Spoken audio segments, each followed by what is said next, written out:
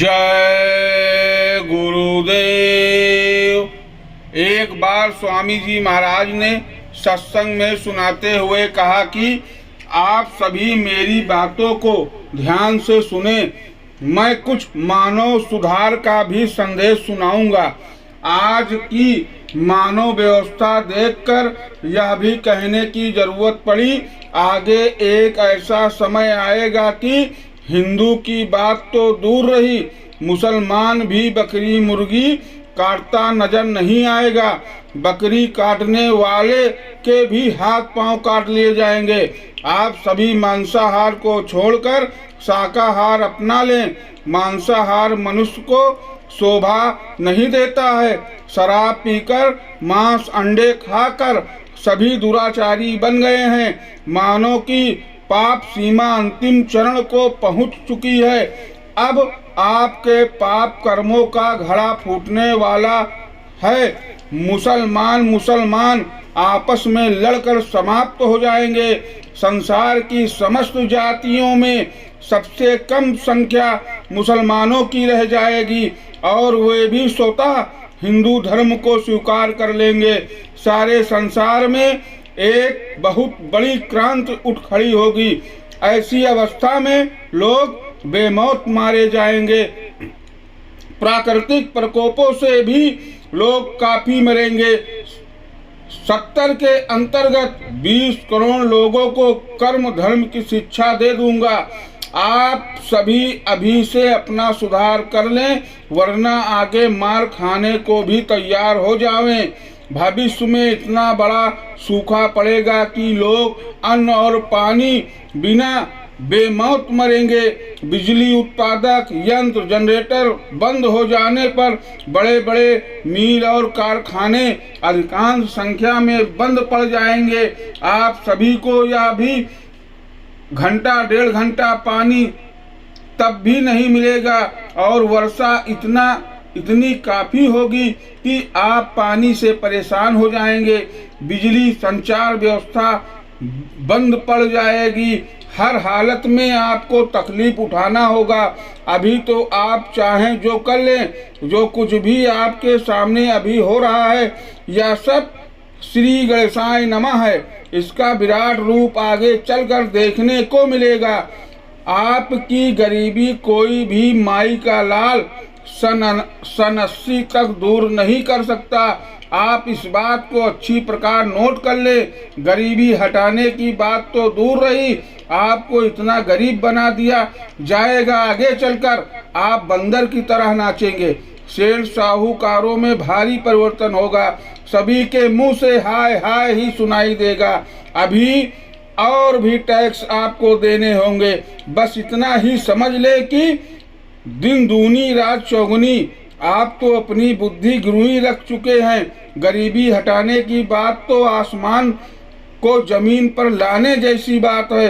आप कर्म धर्म से ठीक हो जाएं, परमात्मा की याद में लग जाएं, तो वह परमात्मा आपकी गरीबी दूर कर सकता है। भारत और पश्चिमी पाकिस्तान के बीच पुनः युद्ध होगा और कुछ अधिक दिनों तक होगा, जिसके परिणाम स्वरूप पाकिस्तान खत्म हो जाएगा। बांग्लादेश में एक बवाल उठ खड़ा होगा और पुनः बांग्लादेश खत्म होकर भारत में मिल जाएगा। लंका, तिब्बत, बर्मा, भूटान, नेपाल आदि छोटे छोटे राज्य भारत में मिल जाएंगे। राजनीतिक और प्राकृतिक रूप से विश्वव्यापी परिवर्तन होगा। सारा संसार बिखर जाएगा। रामा अवतार के 1000 वर्ष पहले वाल्मीकि जी ने कहा था कि एक महान आत्मा का जन्म होगा। सारी अवतारी लीलाओं का वर्णन भी किए थे। मैं भी आज महान आत्मा का नगाड़ा पीट रहा हूँ। उस महान आत्मा का जन्म उत्तर प्रदेश के एक छोटे से गांव में हो चुका है। उसका पूरा परिवार ऊपर से उतारा गया है। महान आत्मा की आयु 30 वर्ष के ऊपर है और सभी की 20 से 30 के मध्य है। 72 के बाद सभी संगठित होना शुरू हो जाएंगी। इन महान आत्माओं के सामने संसार की सारी अणु शक्तियां नाकाम हो जाएंगी। यदि सारा संसार मिलकर भी भारत पर आक्रमण करे तो भी अब जीत नहीं सकता।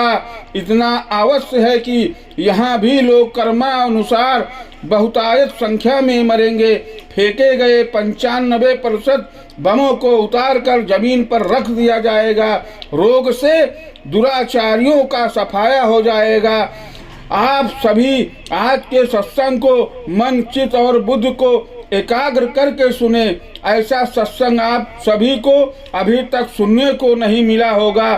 सूरत जीवात्मा मन से प्रार्थना कर रही है कि मेरी विनती सुन लो और सद्गुरु के पास चले। मन किस प्रकार से सूरत की बात को मान लेता है, यह आज आप सभी को अच्छी प्रकार से समझाऊंगा। मन ही इन इंद्रियों का राजा है। यदि आप सभी अपने मन को इन नाशवान पदार्थों की तरफ से मोड़ लें तो परमार्थ का सच्चा मार्ग प्राप्त हो जाएगा। अब आप सभी ध्यान से सुने। मन रे मान वचन इक मेरा, मैं तेरी दासी जन्म जन्म की, तू हुआ स्वामी मेरा।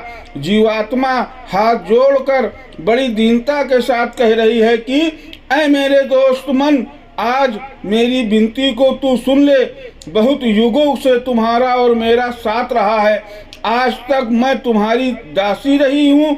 जो कुछ भी तूने आदेश किया मैं कभी भी उल्लंघन न की। तुम तो मेरे स्वामी रहे और मैं तुम्हारी दासी बनकर आज्ञा का पालन करती रही। आज तो कम से कम मेरी एक विनती सुन लो। ऐ उपस्थित नर नारियों, अब आप सोचो कि जीवात्मा मन से कितनी दीनता के साथ प्रार्थना कर रही है। महात्माओं के पास वह अमूल्य वस्तु प्रार्थना करके ही पाई जाती है।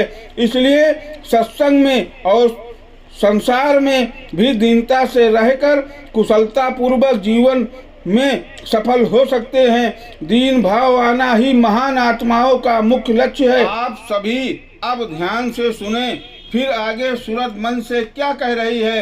तीन लोक का नाथ कहावे, तीन देव तेरा चेरा, ऋषि मुनि सब पर हुक्म चलावे, जति सती सब घेरा। तेरे बस सुर नर और योगी, कोई तेरा हुक्म न फेरा।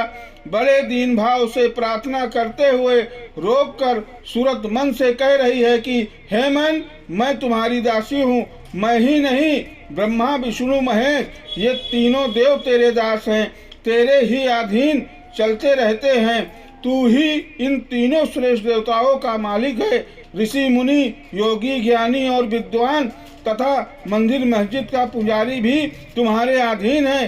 तुमसे बचकर कोई नहीं जाता है। जैसे तुम कहते हो उसी प्रकार वे चलते हैं। इतना ही नहीं, ये पूरी की पूरी सृष्टि तुम्हारे अधीन है। इसलिए मैं भी तुमसे विनती करती हूँ कि मेरी एक प्रार्थना सुन लो। जिस चाहे तिस जगत पसाए, और चाहे तही करे निबेरा। ऐसी महिमा सुनी तुम्हारी, काते तुम पे करो निहारा। जीवात्मा कह रही है कि मेरे स्वामी मन, मेरी विनती सुन लो। मैं तुम्हारी ऐसी ही महिमा सुनकर आई हूँ कि मन ही जिसे चाहे इस जगत से छुटकारा करा दे और जिसे चाहे फंसा दे। क्योंकि यहाँ छोटे से बड़े सभी जीव तुम्हारे ही अधीन हैं। बहुत दिनों के बाद मैं यह एक प्रार्थना तुमसे कर रही हूँ। अब सूरत मन से खोल कर कह रही है कि जय